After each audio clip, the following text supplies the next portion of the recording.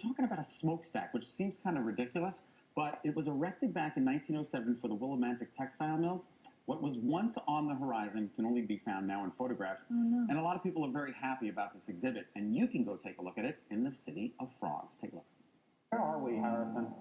We are in ArtSpace Windham, which is at 480 Main Street in Willimantic, Connecticut. It is the old mill building #1. It dates back quite a while. That would be into the 1800s. It has been repurposed now for living spaces for the community members as well as artists, and they have this gallery here. It's quite a large gallery. Tell me what the exhibit is and what it's all about.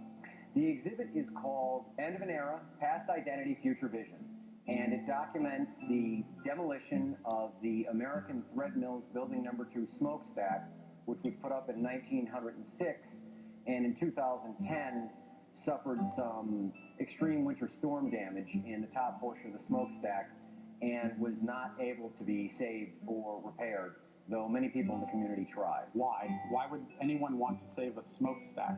Do you know, I wondered the same thing at first, Scott. I actually first came to this project thinking, why would anyone want to save a smokestack?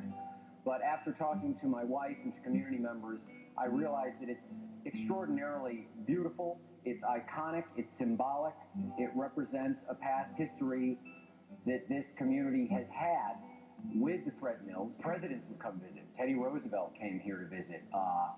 The thread that came out of here went all around the world. It also was a very beautiful smokestack. It had a top portion that was a tapestry that was designed into it, which is very unique. Many smokestacks, certainly the ones today, are very clean design and they're very functional, but they didn't have the beauty that this particular smokestack had.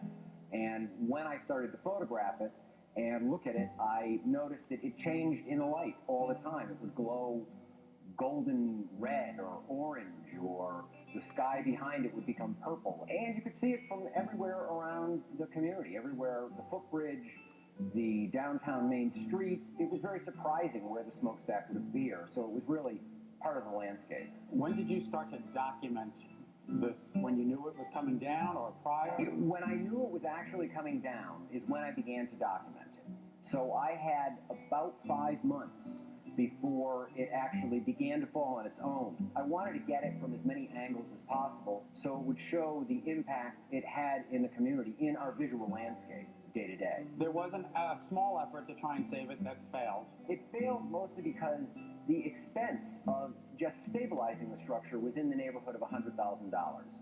And insurance regulations and problems all played a part in this, and it simply wasn't possible. There were many, many community members that really tried very hard to save it, and it wasn't possible. And that's why I wanted to preserve it in the way I knew how, which was photography. Do you miss it? Yes, it's a noticed part of the landscape that is gone, and every time I go by the mills and look, it's something that is deeply missed, really.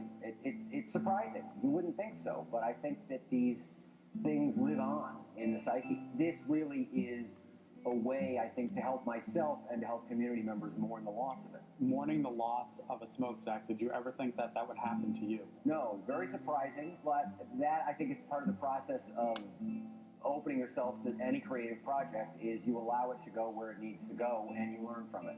And that's something I learned from this. What now that there's no smokestack? That's the future vision part of this show, and that's really an open-ended question.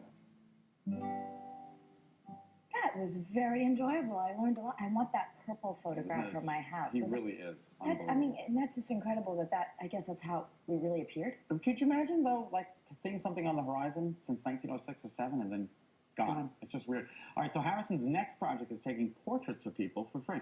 For free? He just wants people to come in.